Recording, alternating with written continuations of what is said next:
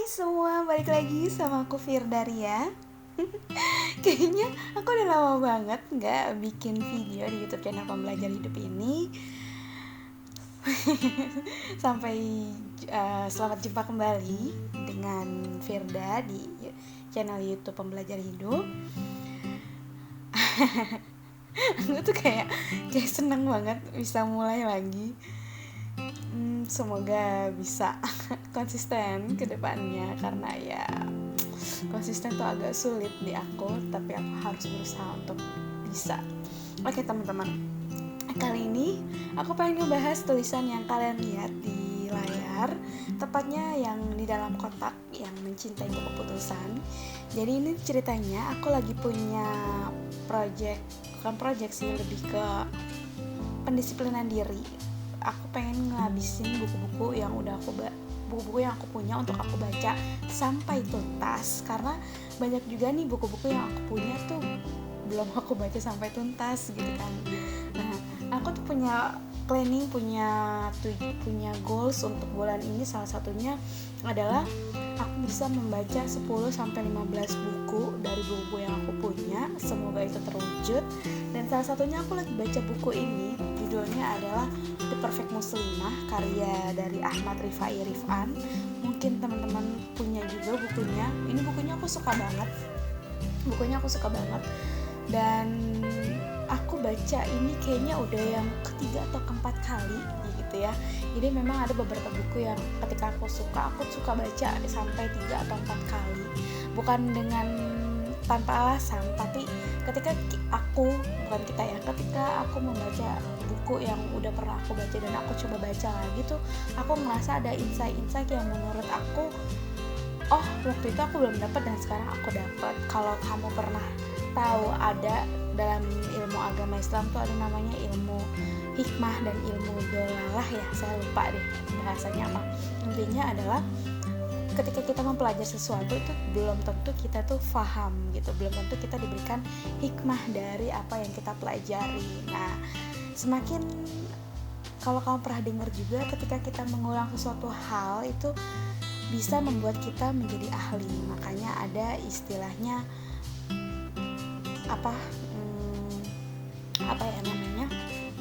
spesialis kan, karena dia mempelajari sesuatu secara repetisi, adanya repetisi di sana, dan di situ membuat kita lebih paham atau lebih mengerti dari apa yang kita pelajari gitu. Ya seperti yang kamu tahu, semoga apa yang aku sampaikan kalian itu paham ya, karena aku ngomong cuap-cuap aja seilham yang aku dapat, dan aku harap kamu bisa mendapatkan manfaat dari apa yang aku sampaikan. Oke teman-teman, tanpa berlama-lama lagi, terlalu banyak intronya kayaknya, gak apa-apa ya, semoga bermanfaat. Nah oke. Oh iya, untuk kamu yang baru menemukan video YouTube channel aku ucapin selamat datang ya. Semoga video-video aku bisa bermanfaat untuk kamu, khususnya untuk aku gitu. Oke, lanjut aja.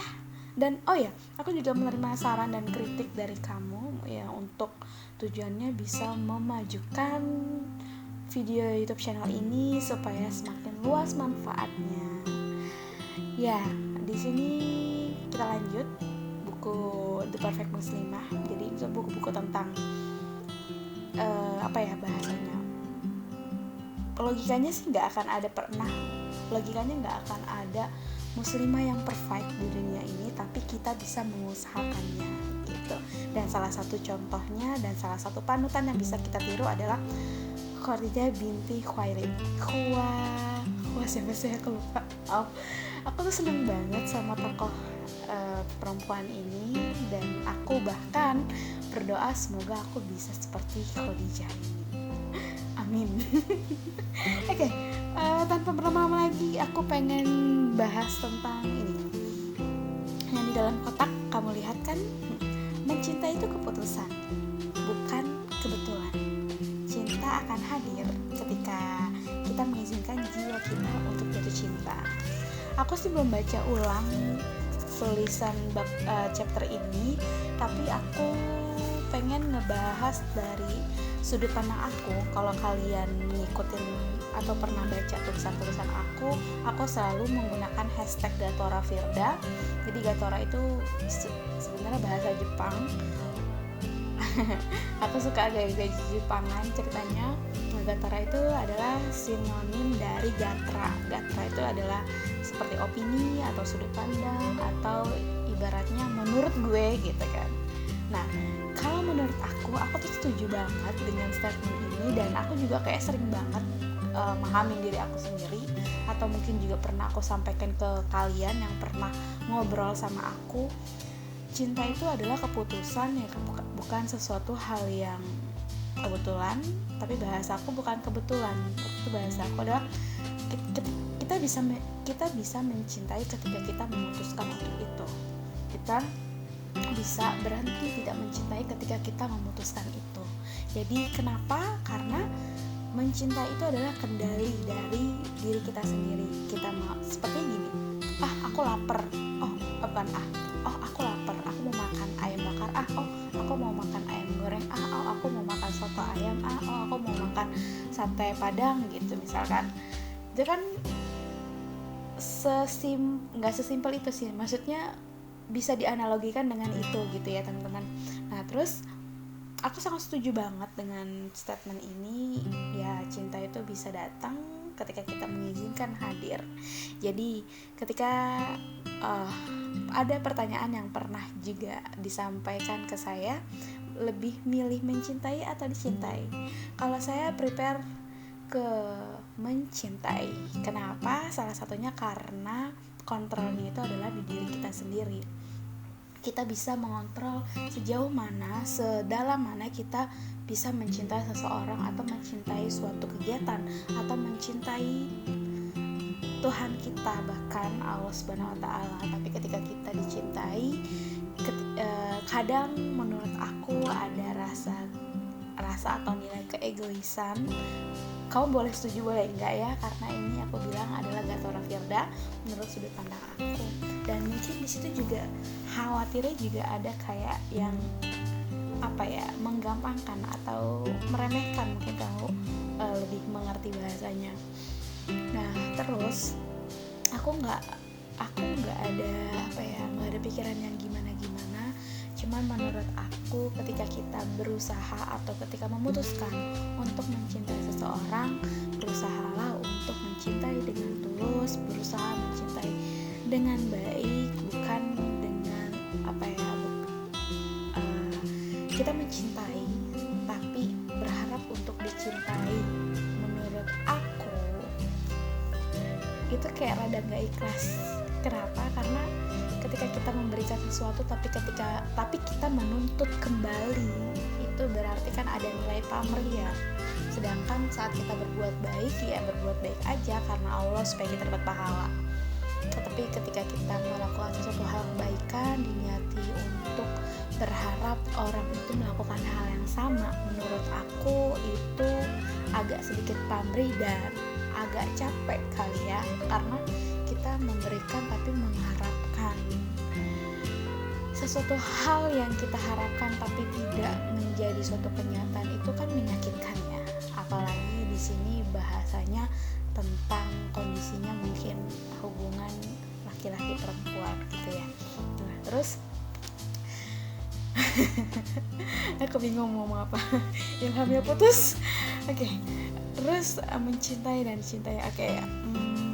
Dalam hubungan.